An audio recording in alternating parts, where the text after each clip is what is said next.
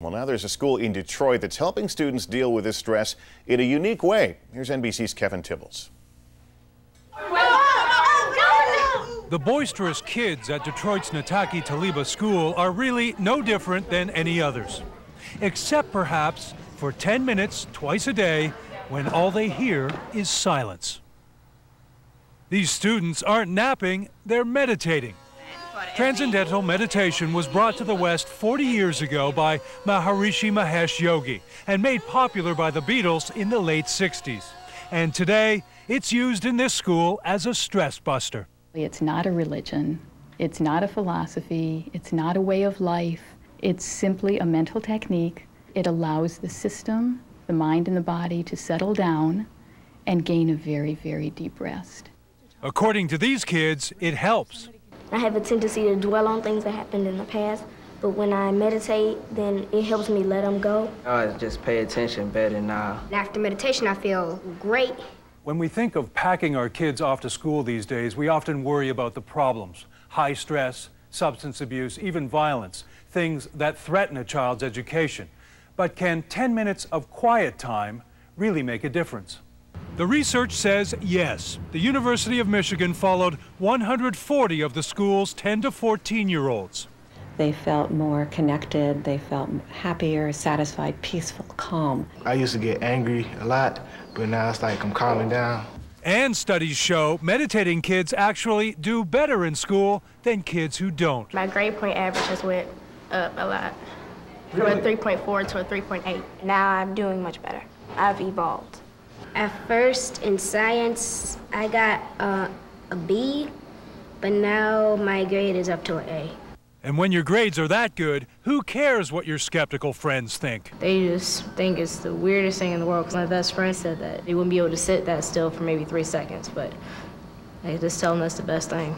For today, Kevin Tibbles, NBC News, Detroit. And joining us now is Nataki Taliba School Principal Carmen Anamdi. Carmen, good morning to you. Good morning, how are you? I'm great, thanks. Did this start out as a way to boost scores, or was your goal simply to get the kids focused? No, I learned to meditate about 30 years ago, and that was really the first time that I ever started thinking about stress and the impact that stress has on our behavior. So I thought, why not introduce this to 10-year-olds? We, if you've noticed now as adults, we're all in the bookstores getting the self-help books, and every time you read one, you think, gee, I wish somebody had told me this when I was 10. So really that was my desire, is to really begin to make them aware of stress and how stress impacts on your behavior. Well, they're clearly calm as I look at them behind you there. I'm wondering if this was a tough sell to the parents. Does Transcendental Meditation have a religious connotation, for example, to some folks? No, not at all. We began the program 6 years ago, and there were 180 students at the time. There were only 8 families that did not allow their children to participate in the program. And I think it's the word meditation.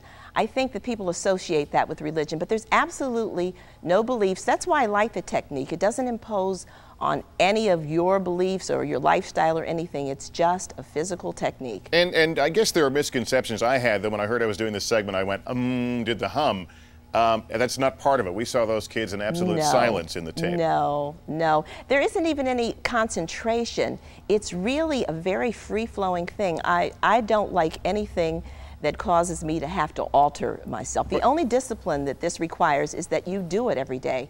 You know how you look in the mirror and you say, gee, I'm not physically fit, and so you go and exercise and you think that'll make you physically fit? No, not for that day. You have to do it over a period of time to really see any benefit. This is not cheap. I know you've had some donations, some grants to the school, but it's an expensive proposition for most schools, I would think.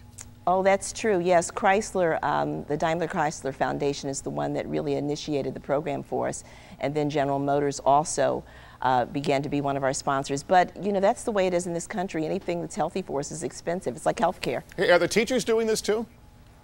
The teachers do this too. We found that there were some studies that have been done across the nation that say that only 1 out of 4 teachers remains in the profession, and I think that's scary. And I think part of it is because teaching is a very demanding profession, very stressful, and so I'm glad to offer it as a health benefit. Well, Carmen Anamdi, thanks so much for coming on and talking about this. Thank you.